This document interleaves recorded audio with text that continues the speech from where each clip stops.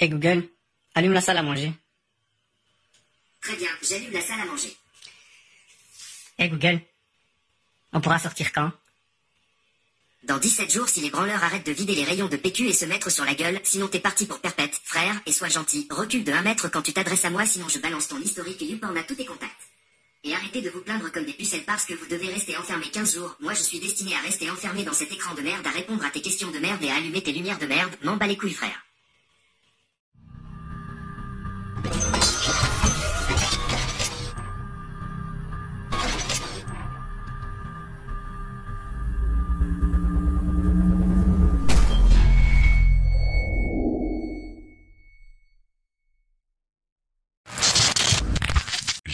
Enfants de la patrie, avec le peuple. Aujourd'hui, nous allons revenir sur le cas de Christian Estrosi, alias Chris Denis, maire de cette même ville, ultrationnaire jusqu'à la trogne, mais aussi le con le plus célèbre de la Côte d'Azur. D'où il sort ce bouffon? Mais si, rappelez-vous, le mec qui roulait des mécaniques, il y a 5 ans, lorsqu'il vantait les mérites de la vidéosurveillance à Nice. C'est mon sketch préféré venant de ce clown de Nice. Aujourd'hui, grâce à notre réseau de caméras, avec 999 caméras, une caméra pour 343 habitants, à Paris, il y en a une pour 1532. Et je suis à peu près convaincu que si Paris avait été équipé du même réseau que le nôtre, les frères Kouachi n'auraient pas passé 3 carrefours sans être neutralisés et interpellés. Ah oui, vraiment? Oui, oui. Le camion remonte la promenade des Anglais à vive allure, sur 2 km. Si Paris avait été équipé du même réseau que le nôtre, les frères Kouachi n'auraient pas passé 3 carrefours sans être neutralisés et interpellés. Qu'est-ce que tu peux être con quand même? En remontant l'avenue, le poids lourd renverse des dizaines de personnes sur son passage. Cette attitude d'unité qu'attendent de nous les Français pendant ces jours-ci, face aux angoisses qu'ils ont pu vivre. Et je voudrais que ce soit dans cet esprit de la place de la République, comme de la promenade des Anglais, que nous nous retrouvions ce matin. Ah, quand il est con lui, hein. Christian Estrosi qui cible directement la responsabilité de l'exécutif. Vous prenez des mesures d'état d'urgence. Ça veut dire que vous êtes censé regarder quelles sont les armes préconisées par l'ennemi pour vous abattre. Ces moments d'unité nationale, je le sais, sont malheureusement rares, mais quand ils sont au rendez-vous, essayons de faire la démonstration ensemble que nous sommes capables de tenir notre place et notre rang, parce que c'est ce qu'attendent de notre part tous ces citoyens français qui nous regardent. Et que vous prenez donc toutes les précautions pour pouvoir contrecarrer l'utilisation de ces armes. Je voudrais savoir ce qui a été pris comme mesure en situation de guerre, en état d'urgence, pour que l'on ne tue pas avec cette arme-là dans une grande ville de France. Oh, quel abruti alors, mais quel abruti! Revenons à nos moutons. Avant d'aborder le cas du pitre de la Côte d'Azur, voici un florilège de la situation. D'abord, je n'ai pas besoin de vérifier que la France soit prête. La France est prête. Et elle est prête parce que nous avons un système de santé extrêmement solide, c'est-à-dire qu'il n'y aura pas un seul département français qui ne sera pas équipé pour faire face à la menace épidémique si la situation devait se présenter. Croyez-moi, nous faisons attention à absolument tout. Rien ne relève du détail, tout est important. L'hôpital français est prêt, la médecine de ville est prête. Nous faisons en sorte de fournir tout le matériel nécessaire aux hôpitaux et aux professionnels de santé de ville. Nous étions un pays, hélas, qui n'était pas préparé du point de vue des masques et des équipements de protection. Et je vous annonce ce matin que je procède à un nouveau déstockage de masques et je le ferai à chaque fois que ce sera nécessaire. Plusieurs millions de masques. Qu'ils auraient des masques FFP2, c'est-à-dire les masques à haut niveau de technicité qui leur seront donnés et qui maintenant ne répondent qu'à un objectif de logistique. Dans quel délai, Olivier Véran se sent démuni? Donc là, on est en train d'utiliser en fait exactement le stock qu'on a et notre stock va se finir d'ici 3 jours. On a besoin pour les libéraux, en France, d'au moins 1 million de masques par jour. Nous serons là. Nous leur devons des masques, du gel, tout le matériel nécessaire. Et nous y veillons et y veillerons. Des masques seront livrés dans les pharmacies dès demain soir, dans les 25 départements les plus touchés. Mercredi, pour le reste du territoire national. Ces soignants qui lancent un cri d'alarme à propos des masques, ils ont été promis par le chef de l'État lundi, pendant son allocution, mais ils se font toujours attendre. Dans certains services, le personnel de santé n'a pas les moyens de se protéger, mais où sont donc ces masques et quand vont-ils arriver? Lorsque le Covid-19 est apparu, il ne restait qu'un stock d'État de 117 millions de masques chirurgicaux pour adultes et aucun stock stratégique d'État en masques FFP2.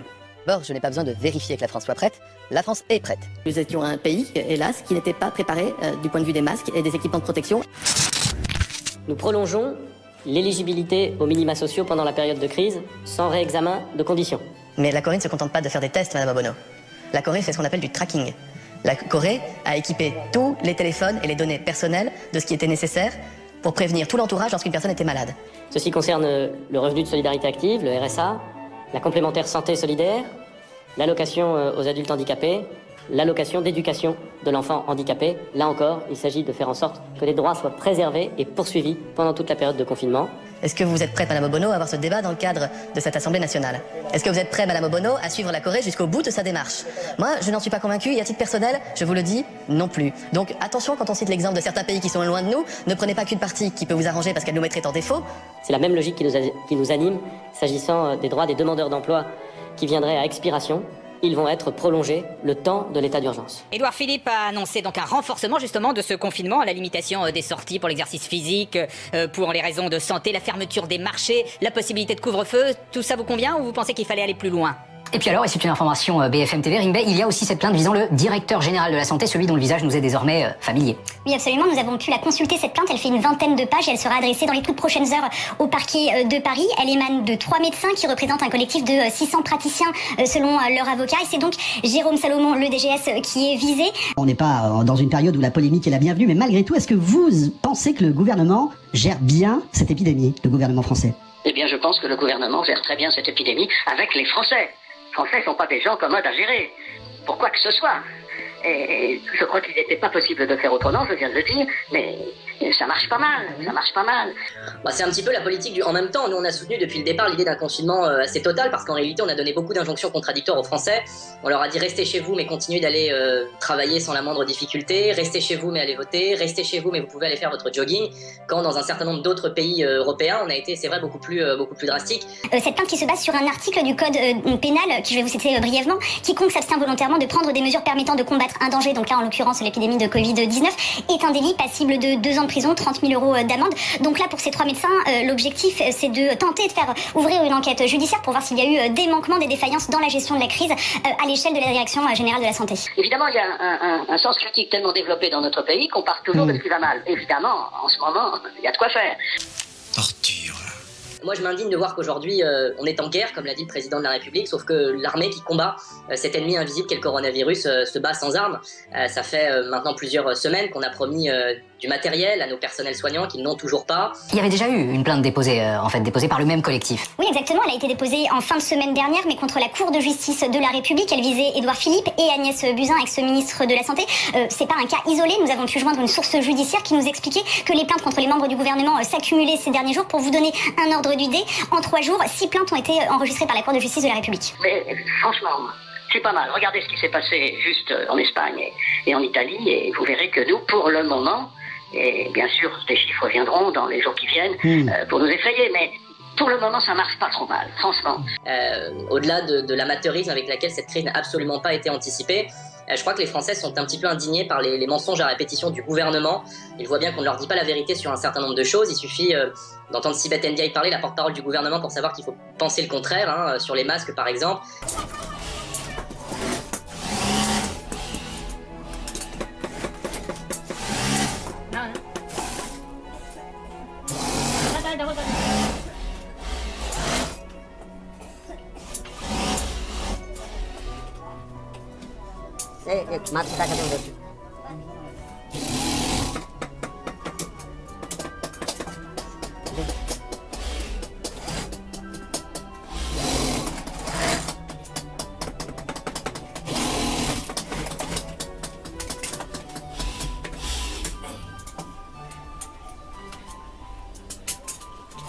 चला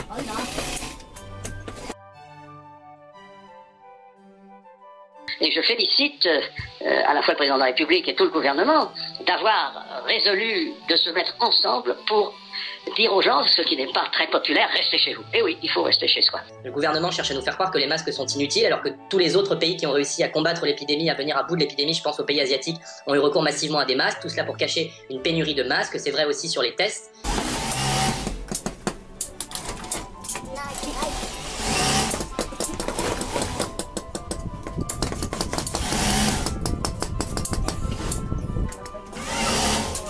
C'est pas toujours marrant, c'est même souvent très pénible, et je pense aussi à tous les gens qui, non seulement à ceux qui n'ont pas de logis bien sûr, mais à ceux qui ont des logis étroits et où la famille s'entasse, et évidemment les sources de friction et de fatigue et de difficultés, surtout pour les femmes, sont très grandes. On explique que tester massivement, il y a quelques semaines, le gouvernement nous expliquait que faire des tests massifs ne servait à rien, alors que les pays asiatiques qui se sont sortis de cette crise ont fait massivement des tests, et cela cache en réalité une pénurie totale et une impréparation totale de la part des gens qui nous dirigent face à cette épidémie, dont on savait qu'elle viendrait de toute manière en Europe.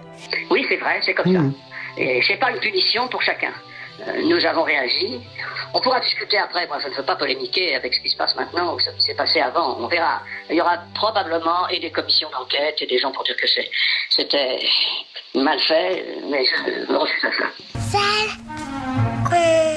Dans tout ce merdier intégral, quelque chose m'intrigue. Rappelez-vous de la grippe H1N1 de 2009, qui fut une pandémie de grippe qui aura duré jusqu'en 2010, où la contamination s'effectuait principalement par voie aérienne, où les cas confirmés furent entre 700 millions et 1,9 milliard de personnes, et qui aura fait entre 151 700 et 575 400 morts. Et pourtant, pas de masque, ni gel, ni pénurie, sans compter que je ne me souviens pas avoir été confiné totalement. Je me trompe? N'oublions pas la presse écrite, qui nous livre ses dernières fraîches. Par exemple, Macron Minus qui nous dit qu'on se souviendra de ceux qui n'étaient pas à la hauteur pendant l'épidémie. Je crois qu'il va falloir lui payer un miroir à cet avorton pour qu'il puisse comprendre l'allusion. Pendant ce temps-là, encore une brillante idée de la mairie de Paris, faire projeter des messages de remerciements aux aides-soignants. C'est quoi cette manière de déléguer leurs problèmes à la Tour Eiffel? Foutez-lui la paix et allez fabriquer des masques, bande d'enculés. Une petite pensée bien sûr pour Patrick Balkany. À peine sorti de prison, il se retrouve enfermé aussi. Ah bah oui, les voici, les juifs Balkany, avec clope et bière en cuisine, un nouveau traitement pour les détenus libérés pour motif médical. Visiblement, Zaza n'a plus l'air suicidaire, Patoche n'est plus malade, belle cuisine, que de la bonne bouffe, ils ne sont plus fâchés, que de bonnes nouvelles. Cependant, mon conseil pour les agriculteurs, étant donné le confinement total, n'embauchez jamais les Balkany à l'avenir pour venir faucher votre blé. Ah oui, c'est vrai. Vivement le rétablissement des tribunaux populaires pour ces deux-là, car c'est moi qui vous l'ai dit. Bisous Patrick. Pendant que Roissy respectait scrupuleusement les règles de distance obligatoires, jusqu'à ce que l'on ferme l'aéroport comme il se devait, rappelons les paroles de l'autre connard de Salomon.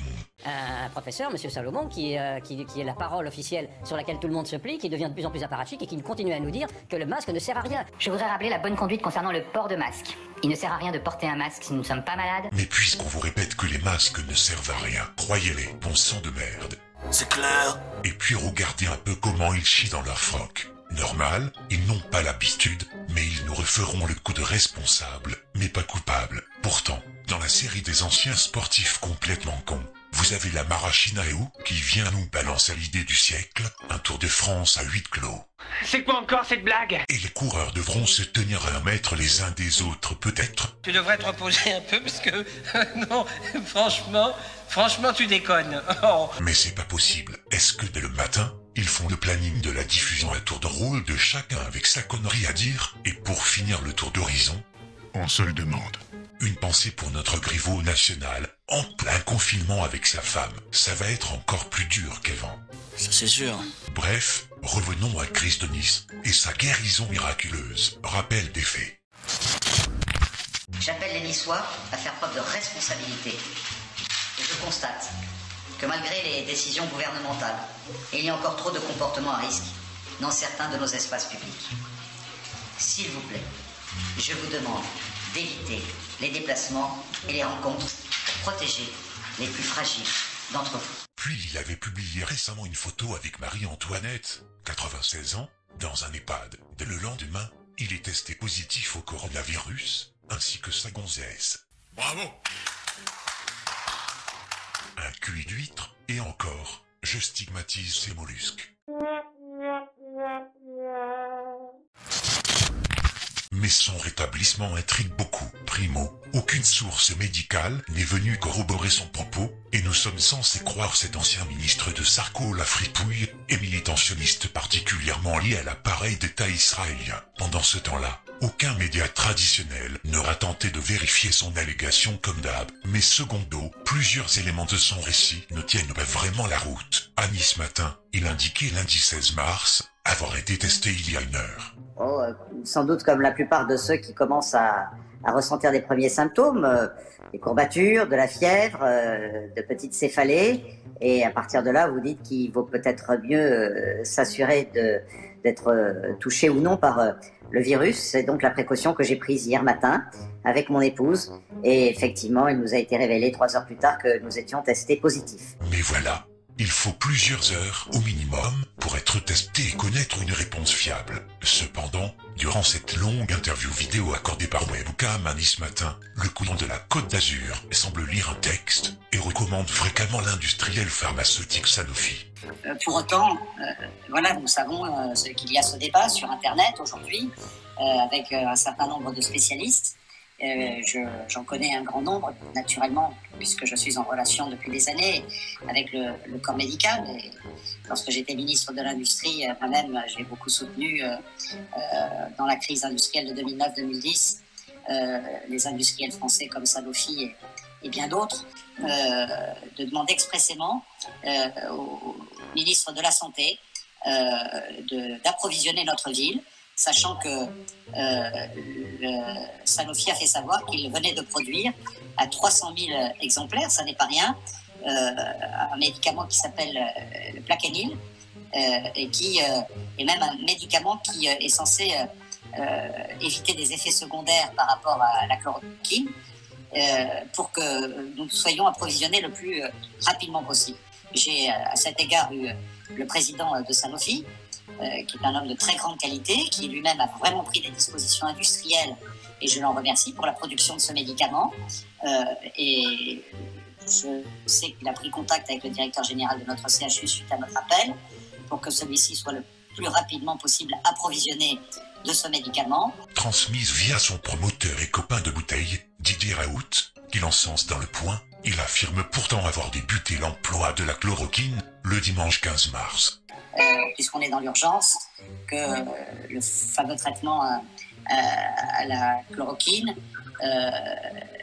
avec des substituts du type Nivaquine, ajouté à un antiviral qui s'appelle l'azithromycine ou plus vulgairement le Zitromax, et qu'on trouve assez facilement en pharmacie, peut à la fois mieux protéger de rebonds et de rechutes, et accélérer aussi la guérison. Et donc j'ai suivi leurs conseils, et depuis hier, j'avoue que c'est ce traitement que j'utilise. Et donc j'ai suivi leurs conseils, et depuis hier, j'avoue que c'est ce traitement que j'utilise.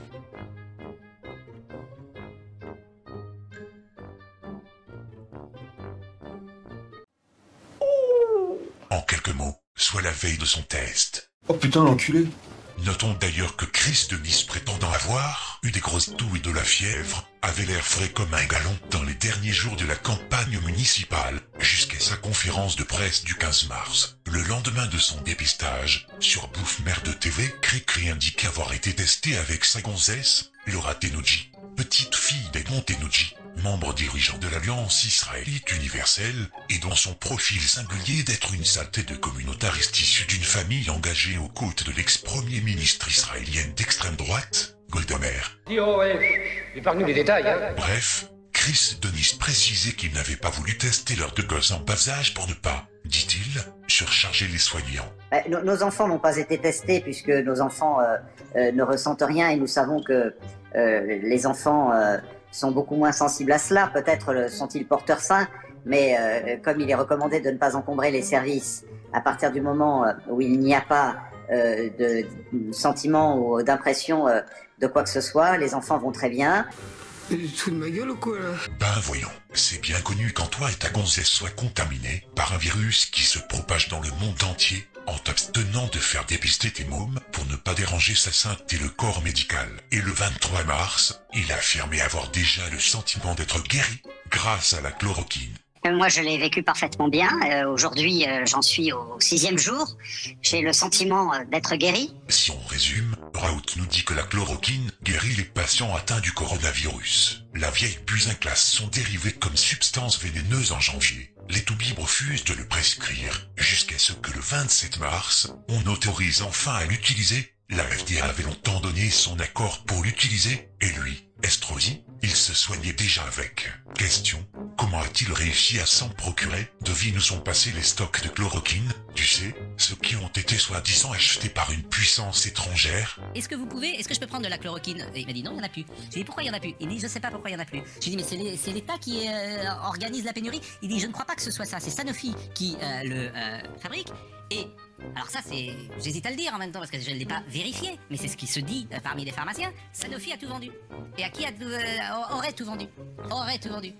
À une puissance étrangère qui a tout acheté. On va louper le stade d'Ivakin. Alors vous avez parlé de Sanofi tout à l'heure. Ils nous ont offert 3 millions de doses il y a quelques temps. On a dit non. Ils le fabriquent où? En Espagne. Si l'Espagne bloque l'exportation comme on fait nous, alors qu'on n'en fabrique pas, on n'en aura pas quand on voudra le prescrire. Il y a une usine en France qui en fabriquait, elle en fabrique plus, elle est en liquidation judiciaire. Il y a 15 jours qu'on aurait dû la réquisitionner et mettre en route. Faut pas chercher midi à 14h. Chris de Nice, prétendument positif au Covid-19, en prend, et au miracle, il va mieux. Les élites d'abord, les Français après. Quoi? Tu veux de la chloroquine? Ferme-la.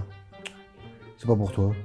Étrangement, au micro de l'autre rat des coups, Fredo, le tripoteur de beaux petits culs, le maire de Nice, réussit le tour de force de célébrer à la fois la chloroquine et la méthode Bibi le boucher de Gaza contre le coronavirus. Puisqu'on est sur Radio J, et vous savez que moi, je n'ai pas d'état d'âme en termes de conviction et de valeur, et je salue le combat que vous menez sur Radio J, lorsque je vois qu'Israël, sans doute, va gagner ce combat plus vite que tout le monde et de manière exemplaire, parce que on a le sens de la discipline dans un pays aussi exemplaire qu'Israël. Quand on parle de confinement, c'est un confinement total et absolu, et les Israéliens ont cette culture de la solidarité, de la discipline pour avoir fait face à tant de guerres. On ferait mieux de s'inspirer aussi de tout cela.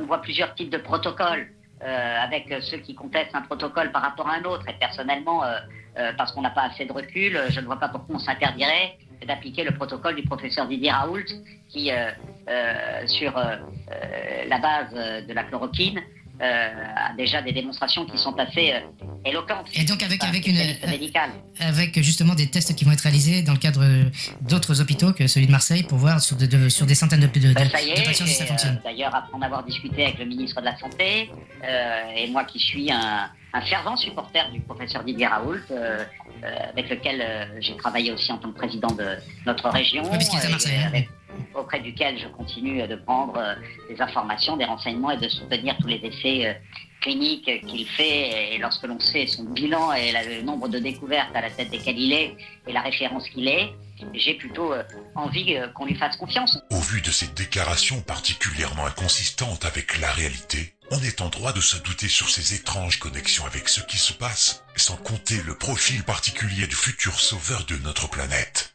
Au prochain épisode, abonnez-vous en masse sur cette chaîne tout en n'oubliant pas de valider la petite cloche. Partagez au maximum sur Facebook et Twitter, et réfugiez-vous sur VK, le Facebook russe, ainsi que sur Discord. Tout va mal dans le pire des mondes, d'autres révélations suivront. À très bientôt.